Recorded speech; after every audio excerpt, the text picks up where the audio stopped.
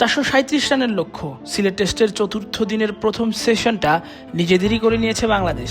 আগের দিন 2 over batting করলেও কোনো রান ছাড়াই দিন শুরু করা পাকিস্তান প্রথম সেশনের শুরু থেকেই উইকেট হারিয়েছে। ওপেনিং জুটি ভেঙে প্রথম আঘাতটা হানেন নাহিদ রানা। এরপর মিরাজ স্পিন দিয়ে আরেক ওপেনারকে ফেরান। 437 রানের বিশাল লক্ষ্য তাড়া করতে নেমে সকাল সকাল 2 উইকেট হারানো পাকিস্তানকে ব্যাকফুটেই ফেলে দিয়েছে। বাংলাদেশও ধীরে ধীরে পাচ্ছে জয়ের সুবাস। তবে তাদের এই সুবাসের পথে কাটা হয়ে দাঁড়িয়েছে পাকিস্তানের অধিনায়ক শান মাসুদ এবং বাবর আজম। দুজনই আক্রমণাত্মক ভঙ্গিতে খেলে পাকিস্তানের রান 2 উইকেটে 102 রানে নিয়ে গেছেন।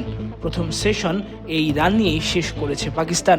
কিছুটা আক্রমণাত্মক ভঙ্গিতে খেলে 41 রানে অপরাজিত শান মাসুদ আর 24 রানে অপরাজিত বাবর আজম।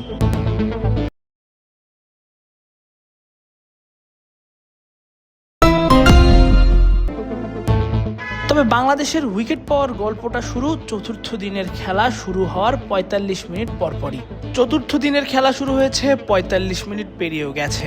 8 ওভারের মতো বোলিং করাও শেষ, কিন্তু উইকেটের দেখা নেই। অধিনায়ক শান্ত উইকেটের খোঁজে নাহিদ রানাকে বোলিংয়ে আনলেন। হতাশ করলেন না রানা। নিজের দ্বিতীয় ওভারের দ্বিতীয় বলেই ভাঙলেন পাকিস্তানের ওপেনিং জুটি। আব্দুল ফজল রানার গতিময় বল খেলতে গিয়ে গালিতে মিরাজের দুর্দান্ত এক ক্যাচের শিকার হয়ে আউট হয়ে গেলেন। বাংলাদেশ পেল প্রথম উইকেটের দেখা।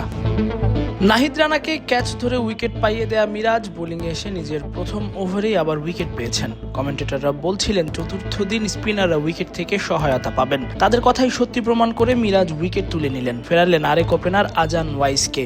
মিরাজের দুর্দান্ত এক ডেলিভারিতে লেগ বিফোরের ফাঁদে এই তরুণ ব্যাটার। যদিও রিভিউতে দেখা গেছে আম্পায়ার্স কল, যে কারণে আউট হওয়ার পর কিছুটা অসন্তোষী দেখা গেছে এই বাঁহাতি ব্যাটারকে।